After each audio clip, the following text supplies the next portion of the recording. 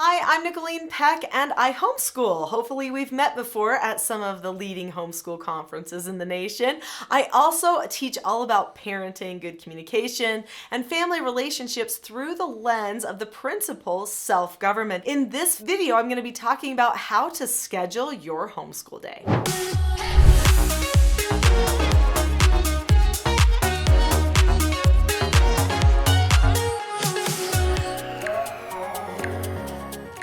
In this video, I'm going to be talking about the importance of the homeschool schedule, what makes a really great homeschool schedule, what my schedule looks like, and I've got a gift for you in the end, so make sure that you stay with me till then.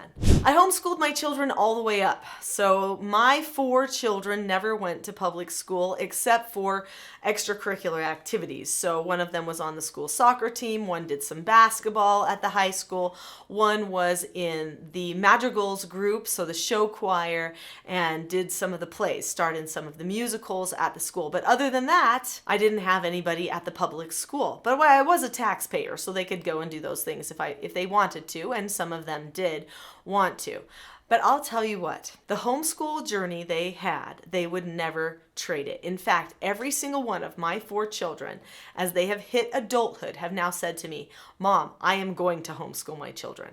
This was the best thing that you could have done for me. And thank you. Thank you for making me so weird," they would say. Now, I know that's a strange thing for a child to say to their parents, but my children recognized that they were different in a good way because we chose to homeschool. They also take personal responsibility for their schedules. I've noticed as my children have gone off to college and as they've served missions for our church, they have been the type of people who can definitely jump right into a new environment, make a new system or a new schedule for themselves, and be very successful with new classes, new people, new jobs, all these kinds of things. Nothing shakes them because they're used to living according to a schedule, but they're also used to adapting. So they were raised with a mother who did have a schedule or an objective in mind, but I also am a really live in the moment person.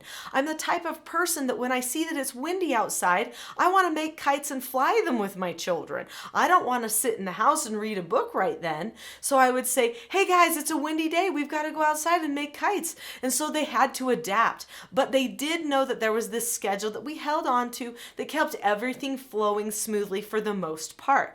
But I did teach them about the importance of adaptation as well. So if you're the type of person that doesn't love a schedule, still make a schedule. Have it be your backbone, the thing that you keep coming back to when you don't know why everything fell apart. But also make sure you give yourself the freedom to live and to play like you want to with your children, because that's going to be important for them.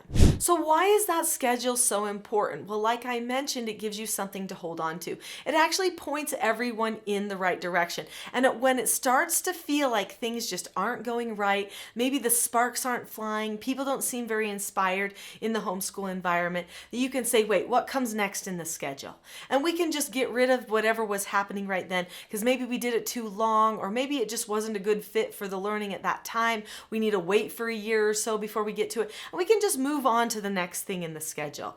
Maybe if we're reading one book and we're starting to get a little bored during reading time, then what we can do is we can say, hey, let's move on. Now we're going to be doing this cool activity related to fractions. And so I'm breaking out all of the oranges in the drawer in the fridge, and we're going to see how many sections each orange has as we learn fractions today, right? Sometimes we just need to do something hands-on.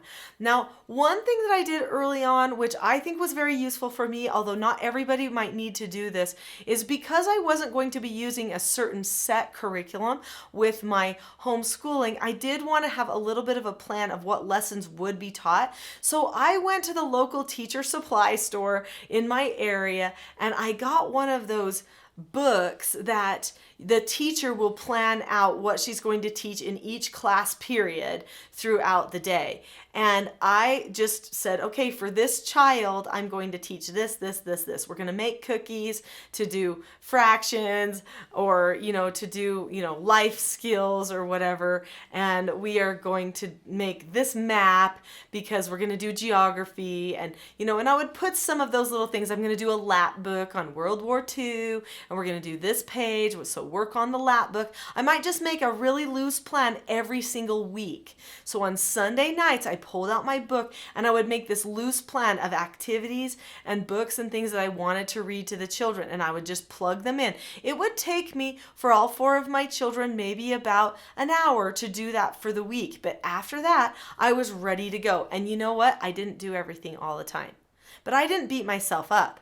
What I would do is I would come in at the end of the day and I would say, oh, well, today we actually went and collected bugs because we found some bugs and then decided we wanted to collect more bugs. So then I would write down science, biology, studying bugs, even though originally I didn't plan to do science, biology, studying bugs. So not only did I write what I wanted to do, but then I would write what we actually did. And then I would put a little check mark out to the side of it each evening. And that literally took a matter of 5 minutes every night. Now I did that for a long time, but then there was a point where I just stopped doing that because my children were old enough that they were now running their own education.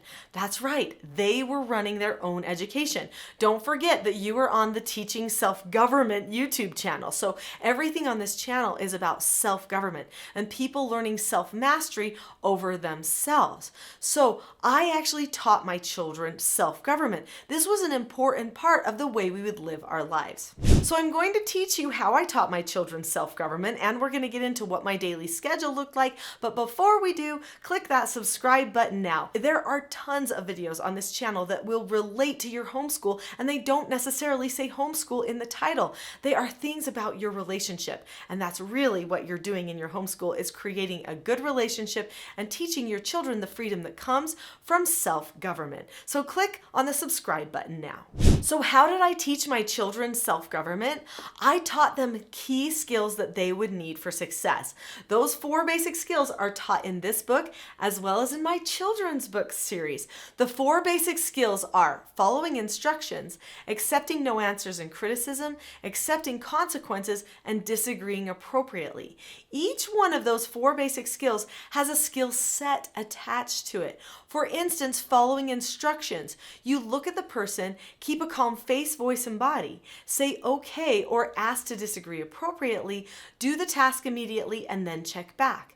If your child knows how to follow instructions from you, then when you say, I'm giving you an instruction to do your morning chore, they can look at you, keep a calm face, voice, and body, say, okay, go do it, and then come back, check back and say, Mom, I did that. Is there anything else? Then over time, they start giving themselves instructions. They start running their own days based off of their own desired schedules. These children's books each teach one of the 4 basic skills to children. This red one right here teaches following instructions. This green one teaches accepting no answers and criticism. The blue one teaches accepting consequences. Woo, this one's getting away from me. And this purple one teaches disagreeing appropriately. If your children learn the skill sets to all 4 of those 4 basic skills, that takes care of 99% of their behavioral problems. It is worth it to take the extra time to teach those skills. It will change your whole homeschool day. So let's talk about how I schedule my day. Now, there are many ways that people schedule their homeschool days. I've given you a little bit of the background of what's going to come in to my schedule as I live throughout the day. But let's talk about logistically what it really looks like in the day. I remember as an early homeschooler, I thought to myself, but what does it look like? And I think what I really wanted was an example of these ladies' schedules, these people that I would see at my homeschool support group. I would think, am I doing it right? What does it look like for you? How do you know they're learning? Now, I want to give you a little tip. They don't always show you when they're learning all the things. Sometimes it's hard to track your progress. You will see it over time, but you may not see it every single day. So don't expect to see progress every day, because if you do expect to see progress every day, your stress level will go up, and that will actually be transmitted to your child. So the whole purpose of a schedule is to point you in the right direction. So let's talk about what my schedule was like. It was very defined, but then also, like I said, open for adjustment if it ever needed to be. So let's talk about my weekly schedule. My weekly schedule was sometimes certain things each week. I didn't do every single subject every single day. That just makes the subjects boring. Why not look forward to them a little bit? So especially when they're younger, we broke them up. So every single day we did certain things. I'll talk about those in a minute when I talk about the daily schedule. But then I would break up certain things. Like Monday would be math day. Tuesday was science day. That meant we were going to blow something up or make some sort of a battery out of a potato or, do something like that, suck an egg into a bottle, all those kinds of things that you do when you're studying science. Then we would have Wednesdays, which would be geography days, Thursday, which would be history day. And guess what happened on Friday? Field Trip Friday. Always Field Trip Friday. We decided that we were getting so much schooling throughout the week and that we even did schooling in the nights with Dad when he would come home. It was 24/7. We wanted to enjoy the world. So we made sure that on Fridays we went and did something, whether it was bird watching or whether it was a service project or whether it was going to a certain museum or touring a factory or a company. We did something exciting on Fridays, and they always looked forward to having Field Trip Friday. So every Friday when they were little, we had a homeschool choir that we were part of. We would go to the choir in the morning, and then the rest of the day was Field Trip Friday.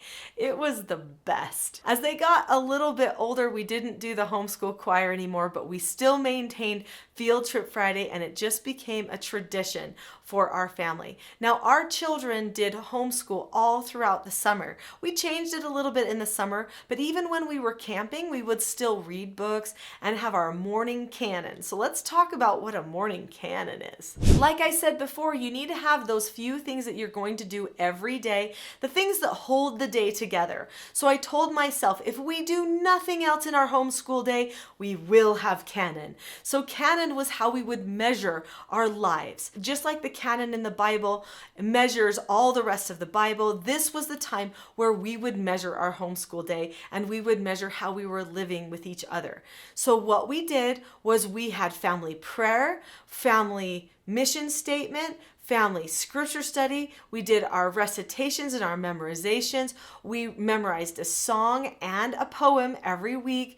And then I also would take a little bit of time to do a family read aloud every single day. We also incorporated patriotism. So we would do the Pledge of Allegiance and often learn one of the songs of our country. And there's so many. I wanted my children to have a national identity as well as a family and personal identity as well. Forming identity, especially when they're young, is the number one thing that a parent can do. And so that canon time was the time to form identity for my children. I wanted to make sure that I took that very, very seriously. And I'm glad I did, as I've seen what's happened in the world and how people don't know who they are or what they believe or what their principles are. I'm glad we took that time as a family. That really was my number one thing. So even if we did canon and then went outside and flew kites, the rest of the day we would do canon. And even on Field Trip Fridays, we did a canon. Sometimes we even did the canon in the car on the way to the field trip. But canon did happen, and out loud reading, if we could, to the group and discussion happened every single day. But as you can see from the way I scheduled the rest of my week, I didn't have to hit everything else. So after we did canon, then we would study math if it was Monday, science if it was Tuesday, geography if it was Wednesday, spelling we would add in here and there. But we studied those things on their specific days. Then after I would do those lessons with the children or those activities with the children, then we would hit usually about lunchtime. We would have some lunch, and then they would go and do their independent studies. Every week we did something called a mentor session, and they would set goals for themselves academically. They would go and follow through with those goals during their independent study time and then check back with me at the end to tell me how they did during those times. Now, especially if a child was what I called a scholar student, this meant that they were usually older than age 12. They were putting in a lot of independent study time. So those meetings that we would have each week were very, very important. Now, I promised you a free gift at the end of this video, and I definitely have one for you. Years ago, when COVID happened and everyone was homeschooling, I created a new website. So most people know me for the website teachingselfgovernment.com, where I talk about all of my parenting stuff and the things that will unify the relationships. But I also have another website, and it's called heartofhomeschool.net.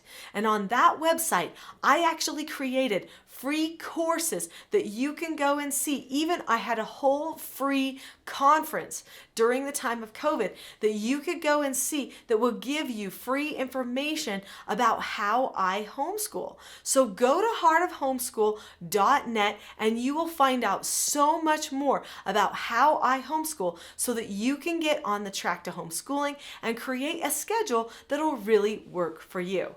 So go to heartofhomeschool.net today. I'll see you there.